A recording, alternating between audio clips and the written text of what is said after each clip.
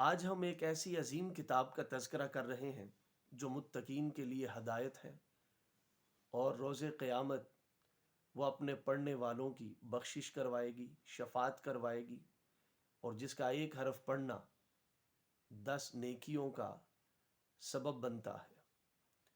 اور وہ عظیم کتاب قرآن مجید ہے، جس کے بارے میں حضرت علی رضی اللہ تعالیٰ عنہ فرماتے ہیں، من اراد الدنیا فعلیہ بالقرآن، جس نے دنیا سنوارنی ہے وہ قرآن کا دامن تھام لے، ومن اراد الآخرہ فعلیہ بالقرآن، اور جس نے آخرت بھی سنوارنی ہے وہ بھی قرآن کا دامن تھام لے۔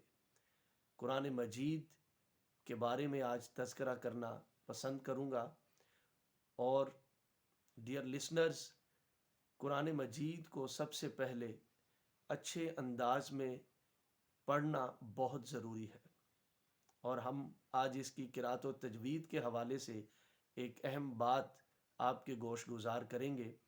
اس میں سب سے پہلی جو بات ہے وہ یہ ہے کہ لحن کیا ہے۔ لحن عربی لب و لہجے کو کہتے ہیں، اور لحن کی 2 اقسام ہیں، لحن جلی اور لحن خفی۔ ہم لحن جلی کی آج بات کرتے ہیں۔ لحن جلی بڑی اور واضح غلطی کو کہا جاتا ہے۔ اس کی بنیادی طور پر 2 صورتیں ہیں، یعنی ایک صورت حرکت کو حرکت سے بدل دینا، اور دوسری صورت حرف کو حرف سے بدل دینا۔ ہم اس کی یہ جو صورت ہے حرف کو حرف سے بدل دینا، اگر اس پر بات کریں تو ہمیں پتہ چلے گا کہ بعض اوقات جب ہم قرآن مجید کو پڑھتے ہیں تو ہم حرف کو حرف سے بدل رہے ہوتے ہیں۔ مثلاً کیسے؟ ہم پڑھتے ہیں قلب، کاف جو 2 نقطوں والا ہے اس کو موٹا کر کے پڑھنا، ہم اس کو باریک کر کے پڑھ دیتے ہیں۔ کشمیر والا کاف کلب پڑھ دیتے ہیں۔ اگر ہم قلب پڑھیں گے تو اس کا مطلب ہے دل، اور اگر ہم کلب پڑھیں گے تو اس کا مطلب ہے کتا۔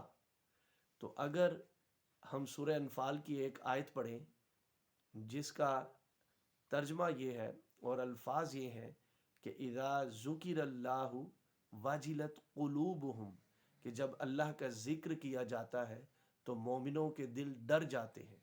اور اگر ہم اس کو قلوبہم کے پڑھنے کی بجائے قلوبہم پڑھیں گے تو پھر مطلب ہوگا کہ جب اللہ کا ذکر ہوتا ہے تو مومنوں کے دل نہیں بلکہ کتے ڈر جاتے ہیں۔ تو آپ نے دیکھا کہ یہاں پر کاف جب موٹا کر کے نہیں پڑھا تو معنی میں فرق آ گیا۔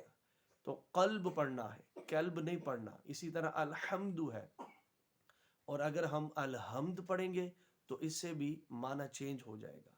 تو یہ ہے حرف کو حرف سے بدلنا، اور کبھی ہم حرف کو بڑھا دیتے ہیں یا کم کر دیتے ہیں، اس سے بھی معنی میں فرق پڑتا ہے۔ مثلا لم یلد ہے تو ہم لم یا لد پڑھ دیتے ہیں، یا لم یولد ہے تو ہم لم یولد پڑھ دیتے ہیں۔